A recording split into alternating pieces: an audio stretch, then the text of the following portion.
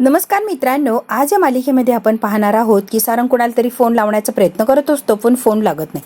तेवढ्यात काय तिलोत्तमा आलेली असते. तिलोत्तमाला बघतो आणि फोन बंद करून तो खिशात ठेवतो. काय गाई, काही काम आहे का माझ्याकडे? तिलोत्तमा म्हणते तुझ्याशी जरा बोलायचं होतं. बोल ना गाई. हे कुणाची जबरदस्ती आहे म्हणून करतोय किंवा मनाविरुद्ध जाऊन करत नाही येणार आहे तू? सारंग म्हणतो हो, मनापासूनच करतोय ना ग. सारंग म्हणतो मनापासून करण्याचा प्रश्नच नाहीये. कसं आहे नाही, मला विधी वगैरे हे कधी पटलेलंच नाहीये. मी फक्त तुमच्या समाधानासाठी करतोय, बस एवढंच.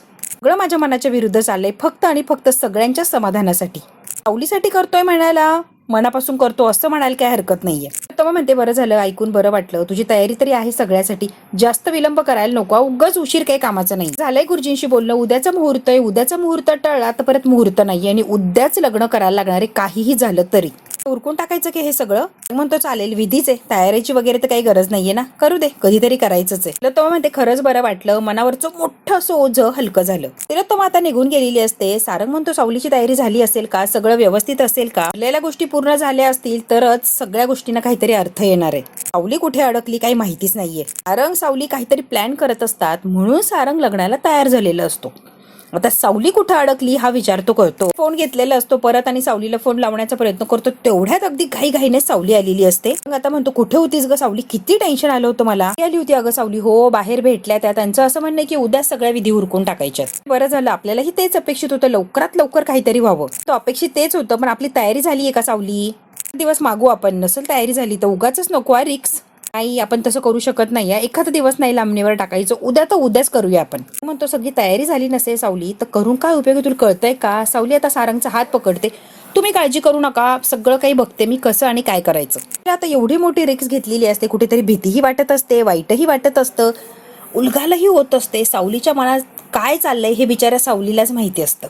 आता भैरवी उद्याच्या विधीसाठी सगळं पूजेचं सामान वगैरे याची यादी घेतलेली असते आणि सगळं काही सामान व्यवस्थित येऊन जाईल, अजिबात काळजी करू नका असं त्यांना सांगत असतात. राजकुमार आणि बबलू आलेला असतो भैरवीकडे आणि ती काय करते ते बघत असतात. गुरुजी म्हणतात माणसं आहेत का कामाला? भैरवी म्हणते हो हो आहेत की माणसं. म्हणते बरं झालं आलात, आत्ताच यादी आली माझ्याकडे. सकाळी आपल्याला हे सगळं सामान लागणार, आत्ताच्या आत्ता मार्केटमध्ये जायचं आणि सगळं सामान आणून ठेवायचंय. म्हणते सगळं सामान आलं पाहिजे, एक सुद्धा सामान सुटायला नको, सगळी महत्वाची सामग्री आहे. राजकुमार म्हणतो भैरवीजी ऐका ना, हे जे सामान आहे ते ताजच लागणार आहे, मग उद्या आणलं तर चालणार नाही का? फुलं आत्ता आणायची, फ्रीजमध्ये ठेवायची, मग ती कोमेजणार. त्याच्यापेक्षा उद्या सकाळी जाऊन सगळं फ्रेश फ्रेश आणतो की, उगाच आज आणून शिळं कशाला करायचंय. घाणेरडं अक्षर या बाईचं.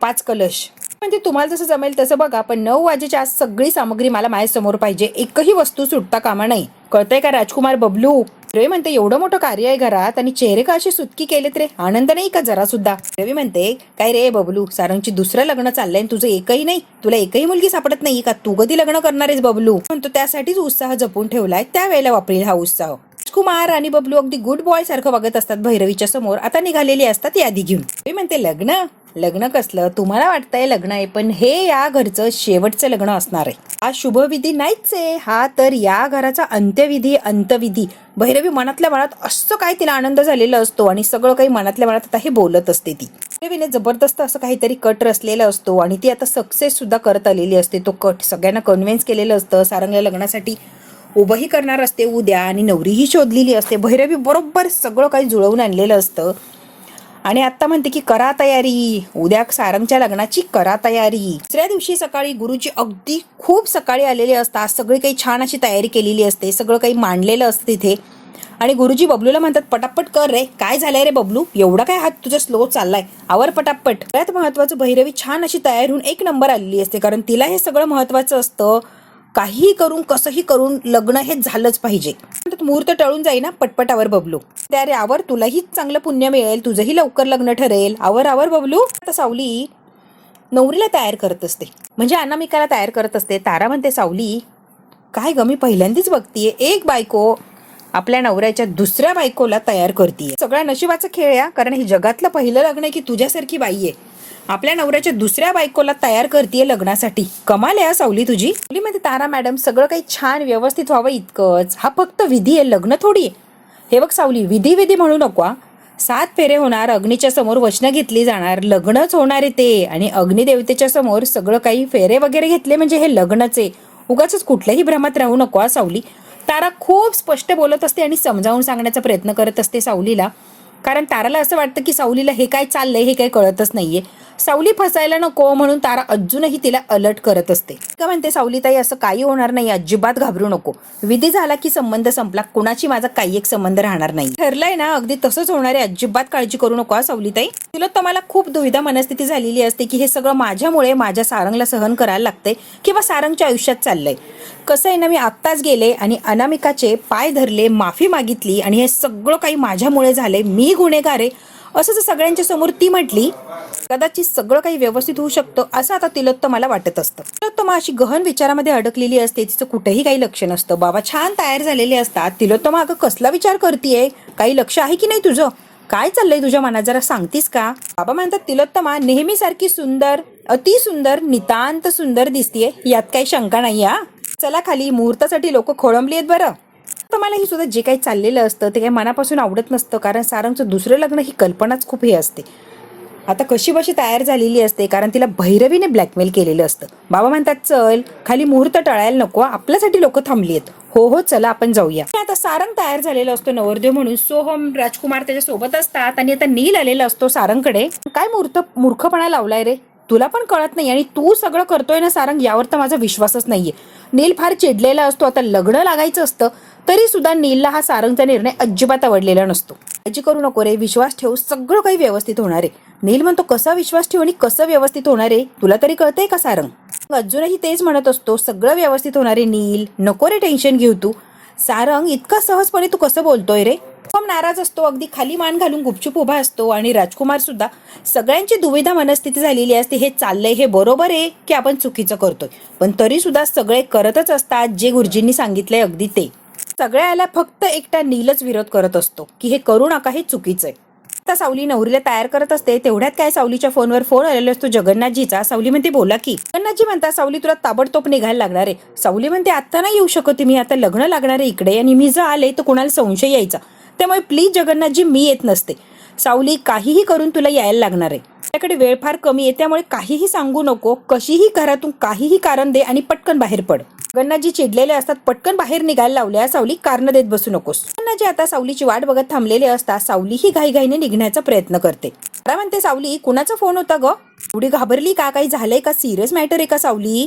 अहो तुझ्या चेहऱ्यावर टेन्शन दिसतंय. गुरुजींचा फोन होता देवळातल्या, त्यांनी मला देवळात बोलवलंय, अभिषेक करायचा आहे ना म्हणून. म्हणते मला आत्ता जायला लागणार. आता अनामिका घाबरलेली असते की सावली ताई तुम्ही नाहीये इथे. तारा म्हणते आत्ता आणि या मुहूर्तावर सावली तुला कळतंय का, मला काय सांगणार आहेस ग खाली.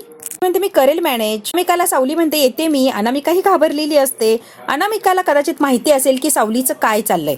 मात्र गुरुजींनी सगळी काही तयारी केलेली असते. बबलू आणि भैरवी गुरुजींच्या जवळच उभे असतात.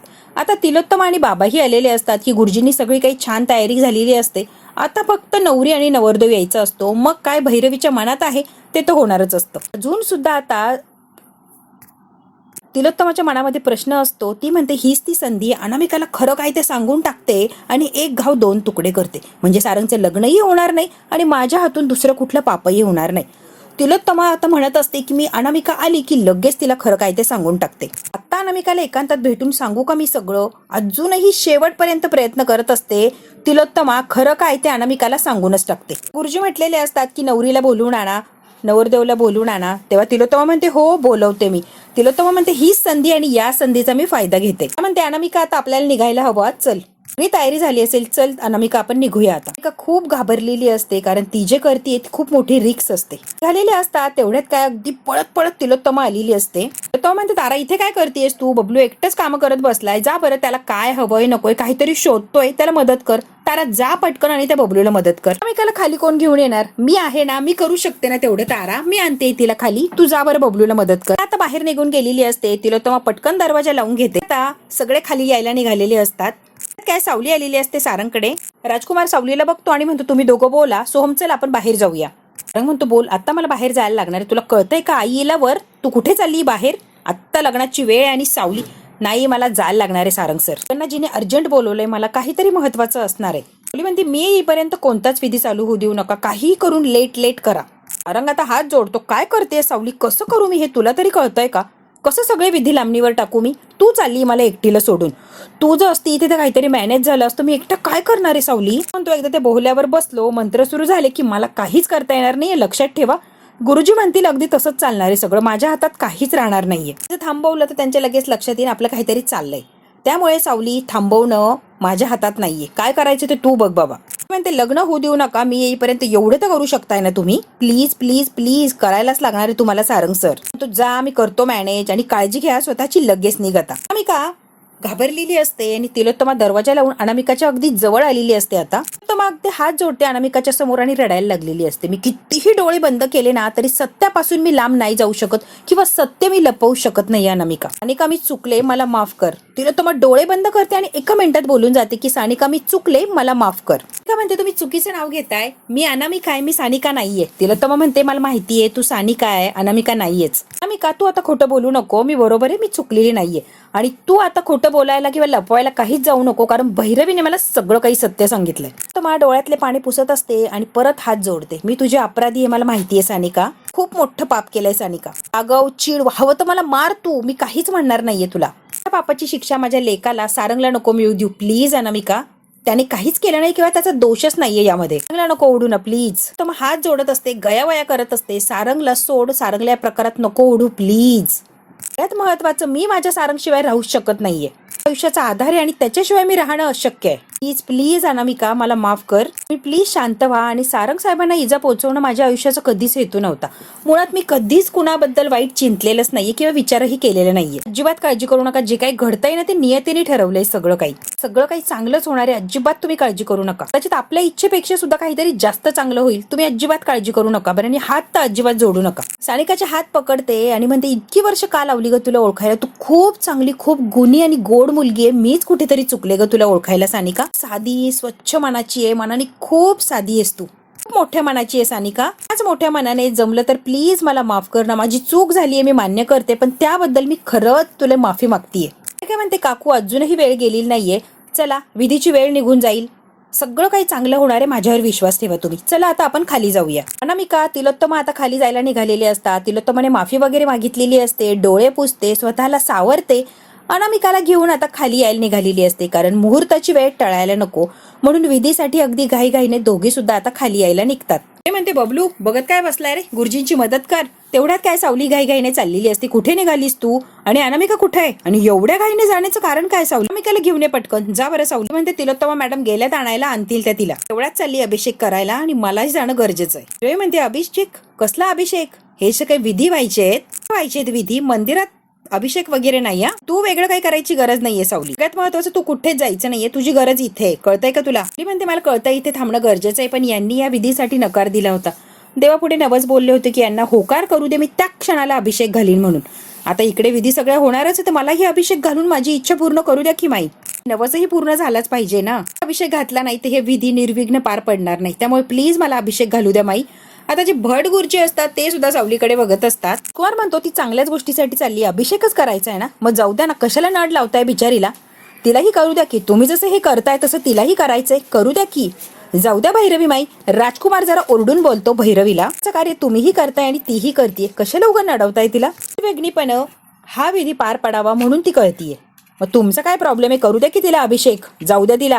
आता राजकुमारने असं काही टोचून बोललेलं असतं भैरवीला की भैरवीची बोलतीच बंद होते. कुमार म्हणतो बबलू हिच्या सोबत जा, आपण बाईकने लगेच जाऊन येऊया. सावली म्हणते नको बबलू भाऊजी, इथे गरज आहे, सगळी व्यवस्था नीट झाली पाहिजे, तुम्ही माझ्यासोबत येऊ नका, मी जाते बरोबर. नाही नाही म्हणत असते, अजिबात सावली ऐकत नाही आणि पळतच गेलेली असते. राजकुमार म्हणतो जा, मी आहे सावली. राजकुमार आणि बबलू आता भैरवीकडे लक्ष देत नाही. तेल टाक. बबलू म्हणतो हो हो. आता उभी राहिलेली असते कारण सावली तिच्या समोरून निघून गेलेली असते. मी म्हणते अभिषेक, आता कसला अभिषेक यायचा. म्हणते तिला असं वाटतंय की हा अभिषेक केला की सगळं विघ्न टळेल. वेडी आहे सावली, पोरीचा नेम नाही, ती पोरगी काहीही करू शकते. सगळी काही तयारी झालेली असते व्यवस्थित, नवरी सुद्धा येऊन बसलेली असते. सारंग मात्र काय बसत नसतो विधीसाठी. आता सगळे सारंगला म्हणून थकलेले असतात, बस म्हणून. शेवटी भैरवी हिंमत करते, आता बराच वेळ झालाय, सारंग बसतो का रे, कारण मुहूर्त टळून गेला तर काहीच उपयोग होणार नाहीये, प्लीज सारंग विधीसाठी बस. सारंग म्हणतो जोपर्यंत सावली येत नाही तोपर्यंत हा विधी सुरूच होणार नाहीये. तर सारंग अडून बसलेला असतो बरोबर, कारण सावलीने सांगितलेलं असतं मी येईपर्यंत लग्नाला काही सुरुवात करू नका. सावली बहिणीला फोन लावला पण बंद दाखवतोय फोन. आता सगळेच टेन्शन मध्ये आलेले असतात की आता ही सावली गेली कुठे, आणि ती आल्याशिवाय काही विधी सुरू होत नसतो. तिला टेन्शन आलेलं असतं, काहीही करून तिला पटकन हे लग्न लावायचं असतं. मात्र सारंगवर कुणी जबरदस्ती करू शकत नाही किंवा जबरदस्ती केलेली तो खपवूनही घेणार नाही. त्यामुळे जेव्हा सावली येणार तेव्हाच विधी सुरू होणार. रवी म्हणते तिलोत्तमा या सारंगला पाटावर बसायला लाव, नाही तर तुझं सत्य आत्ता या क्षणी सगळ्यांना सांगेल मी. तिलोत्तमा म्हणते डोकं फिरलं की काय भैरवी, काय बोलतीयस, जरा शुद्धीत आहेस का? दिसतंय ना मी प्रयत्न करते पण तो कुणाचा ऐकायला तयारच नाही, तर मी काय करू ते मला काय सांगू नको. तिलोत्तमा त्याला कसं तयार करायचं, काय तयार करायचं तुझं तू ठरव. तुला सुद्धा सत्य सगळ्यांच्या समोर येऊ नये असं वाटत असेल तर आत्ताच्या आत्ता सारंगला विधीसाठी बसव. तिलोत्तमा कळतंय का तुला, नाहीतर एका मिनिटात पोल खोले ना मी. तू काय केलंय ना सगळ्यांच्या समोर सत्य आणेल मी. आता मात्र तिलोत्तमाला भैरवीने परत ब्लॅकमेल केलेलं असतं की सारंगला लग्नासाठी तयार कर, म्हणजे लगेच त्याला इथे बसायला लाव. भैरवी तिलोत्तमाला अगदी तिच्या तालावर नाचवत असते, कठपुतलीसारखं तिलोत्तमाचा वापर करून घेत असते. तिलोत्तमा आता खाली मान घालते आणि काय सारंगशी बोलायला जायलाच लागणार, नाही तर भैरवी लगेच सत्य उघड करणार. तिलोत्तमा आलेली असते आणि सारंगच्या खांद्यावर हात ठेवते. म्हणते मला तर आता शंका यायला लागली, ह्या पोरीचं काहीतरी वेगळंच चाललंय. येईल तेव्हा शांतपणे येणार की काहीतरी वादळ घेऊन येणार, ही पोरगी येणार काहीतरी करणारच. आता भैरवी सुद्धा घाबरलेली असते, भीतीच वाटायला लागली या पोरीची, ही काय साधी राहिलेली नाहीये. आता गोंधळामध्ये राजकुमार म्हणतो ऐका ना, मुहूर्ताला वेळ आहे ना भैरवीजी, मग आपण ना थोडासा चहा पिऊया म्हणजे जरा बरं वाटेल. काय गुरुजी प्यायचं का थोडं थोडं चहा? जी हो असं म्हणतात. राजकुमार म्हणतो बबलू सगळ्यांसाठी चहा आण बरं. तो म्हणते मी आणते चहा लगेच. राजकुमार म्हणतो तू अजिबात जायचं नाहीये, तू आराम कर इथे. जरा पाय अवघडले ना, पाय मोकळे करून येते की. म्हणते वहिनी थांबा जरा. तारा आणि अमृता चाललेले असतात दोघी जणी आता चहा बनवण्यासाठी. तिलोत्तमा आणि सारंग अजूनही दरवाजाकडे डोळे लावून बसलेले असतात की सावली कधी येणार आणि कधी विधी सुरू होणार. तर त्याला खुणावते की चल. सारंग नाही असं म्हणतो की मी नाही येणार आहे. सारंग आता वाट बघत असतो सावली कधी येणार. तिलोत्तमा त्याला खुणावत असते पण तो काय ऐकायला तयार नसतो. आणि भैरवी तिच्याकडे रागाने बघत असते की याला तयार कर काहीही करून लगेच लग्नाला बसण्यासाठी. सगळा गोंधळ उडालेला असतो, पण आता या गोंधळामध्ये खरंच काही चांगलं होणार की सगळा पचकाच होऊन जाणार हे जर बघायचं असेल मित्रांनो तर बघायला लागणार आहे आपल्याला पुढचा भाग. हा भाग इथेच संपतोय. व्हिडिओ आवडल्यास लाईक शेअर सबस्क्राईब नक्की करा. धन्यवाद.